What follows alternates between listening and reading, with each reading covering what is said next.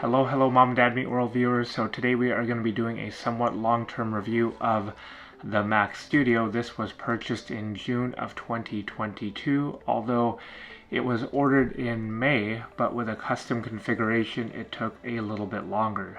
So I wanted to put this video out here as there have been rumors of a Mac Pro coming out, and there's also speculation that the next version, the M2 version of the Mac Studio, is going to be delayed because of the Mac Pro. And in case you haven't heard, there's also a M2 and an M2 Pro version of the Mac Mini. So I wanted to see how basically this would stack up against that Mac Mini.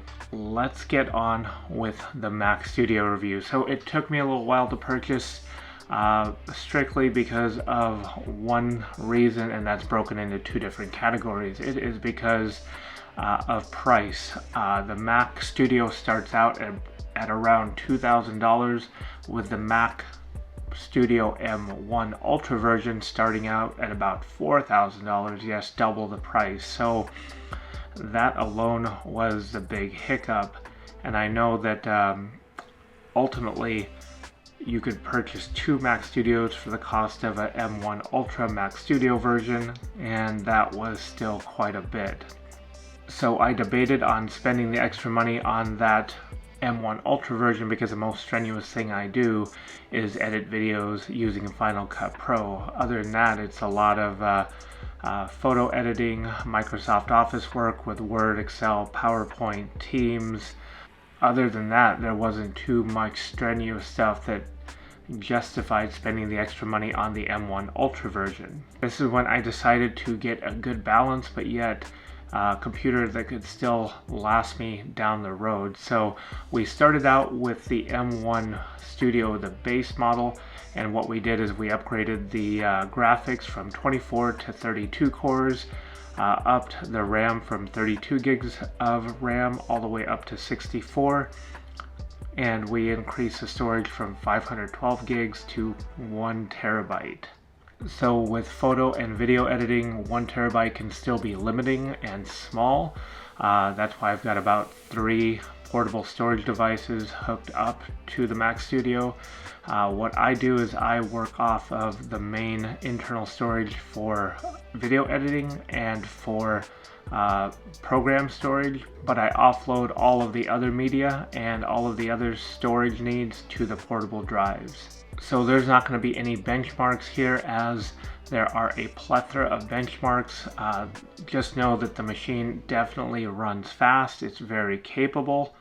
There have been no issues with macOS Ventura. I have not had any freezing or any prolonged beach balls. With everything I use, I haven't had any sort of compatibility issues with programs not running with Apple Silicon, and this is just my use case. Depending on what you do, you may want to double check that your program, your needs will be able to use this computer without any hesitation. So one other thing I want to point out is I have not heard the fans turn on once on this machine, which is really nice, especially when you're doing voiceovers.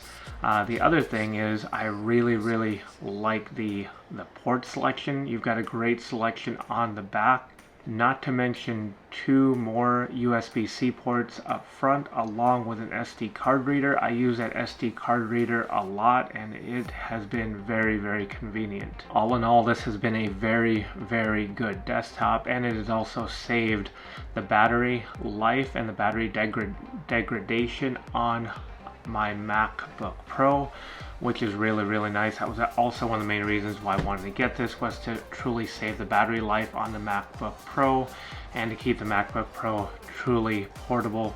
So ultimately the M1 Mac Studio has been a beast of a machine with plenty of power and plenty of overhead for now and for the future, but I can't help to think about the M2 Mac Mini. Yes, the M2 Mac Mini has been an awesome machine.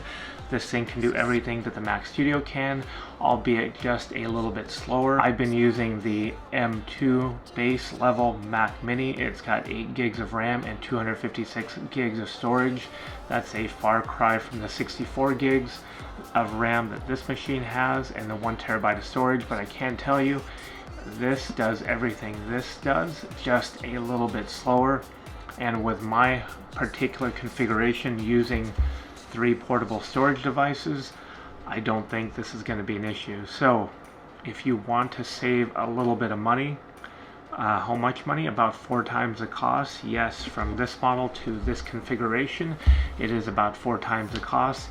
I think it would 100% be worth it, and this thing right here is a no-brainer. So in hindsight, would I have picked this model over this model?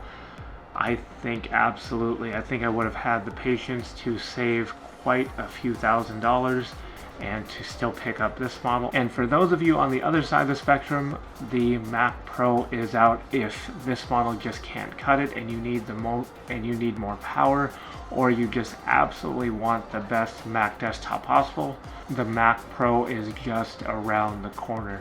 Mom and Dad Meet World, thank you for watching. If this has helped you out, please like and subscribe. And we are looking to go out and adventure, hopefully out of the kitchen that you see right here, or out of the office. So again, thank you, and until next time.